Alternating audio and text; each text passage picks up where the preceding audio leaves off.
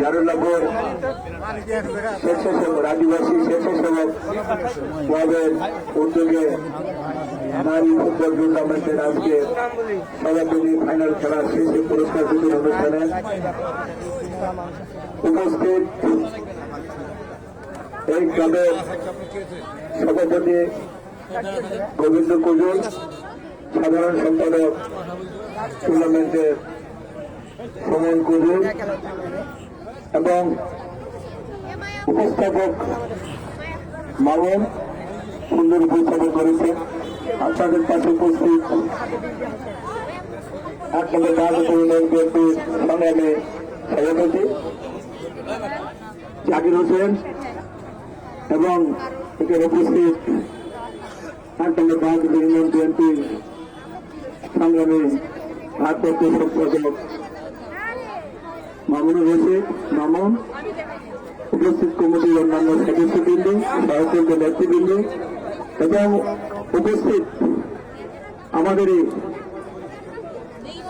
মেয়ে প্রিয় এই নারী ফুটবল টিমের সদস্যবৃন্দ এবং প্রিয় দর্শকবৃন্দ, প্রিয় এলাকাবাসী, প্রত্যেকে আমি আন্তরিকভাবে অভিনন্দন এবং শুভেচ্ছা জানাচ্ছি।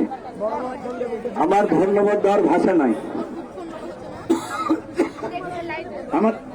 আমাদের উপজেলায় আমার মনে হয় এটাই আমাদের সর্বপ্রথম একটা মহিলা নারী ফুটবল টিমের খেলা অনুষ্ঠিত হলো এবং এখানে তারপরে হলো এটা আদিবাসী আমার এই বোনদের খেলা, মেয়েদের খেলা।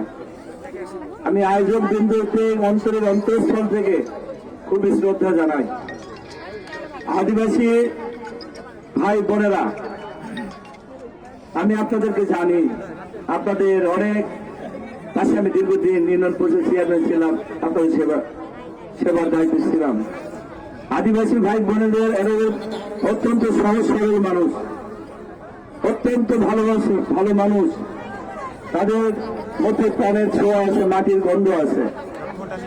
আমি তাদের জন্য প্রথমে দোয়া করলাম, আশীর্বাদ করলাম তাদের জীবন হোক প্রকৃতির মতো সুন্দর, তাদের প্রত্যেকের জীবন হোক মঙ্গলময়।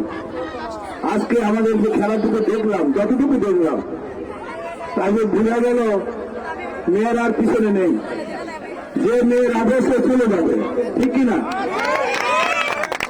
আজকে অনেক অগ্রগতি। আমি এই মেয়েগুলোর জন্য আশীর্বাদ করলাম।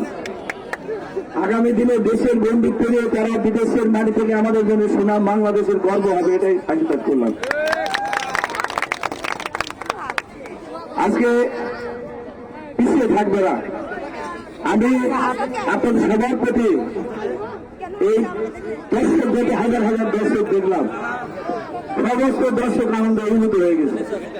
আজকে আমি এত অনুপ্রাণিত হয়েছি, আমি নতুন শিক্ষা নিলাম। আমি ভাবতে পারিনি যে আমাদের উপজেলাতে কি সম্ভব যে এরকম খেলা আয়োজন করা এই মেয়েদের নিয়ে, সেটা যারা সম্ভব করেছে। আমি আদিবাসী সম্পদের পাশে আমরা রয়েছি, আদিবাসীদের জীবন মান উন্নয়নের জন্য, আদিবাসীদের খেলাধুলা সংস্কৃতিকে উন্নয়নের জন্য যা যা করার দরকার আগামী দিনে আমরা তাদের পাশে থাকবো, সর্বোত্তভাবে পাশে থাকবো। এবং যেই আল্লাহ যদি আমাদের উপর রহমত করে, এই সমস্ত মানুষের যদি দোয়া আশীর্বাদ থাকে, আর যদি আমরা মানুষের সেবা করার সুযোগ আছে, তাহলে আগামী বছর বিশাল আকারে এদেরকে আমরা সহযোগ করব, বিশাল আকারে নারী ফুটবল টিমের ব্যবস্থা আমরা ব্যবস্থা করব।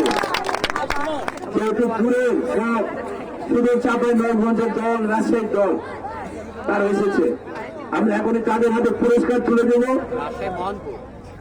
এবং রাজশাহীর প্রভাব মানে রাজশাহী আর জয়পুরহাট, আজকে ফাইনাল খেলো জয়পুরহাট। সেই জয়পুরহাটে তো আমাদের বিশেষ করে নওগাঁর পাশে উত্তর দিকের উপজেলা, আমাদের রাজশাহী তো আমাদের প্রাণ কেন্দ্র।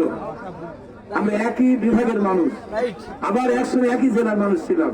সুতরাং আমাদের সবকিছু মনের আদান প্রদান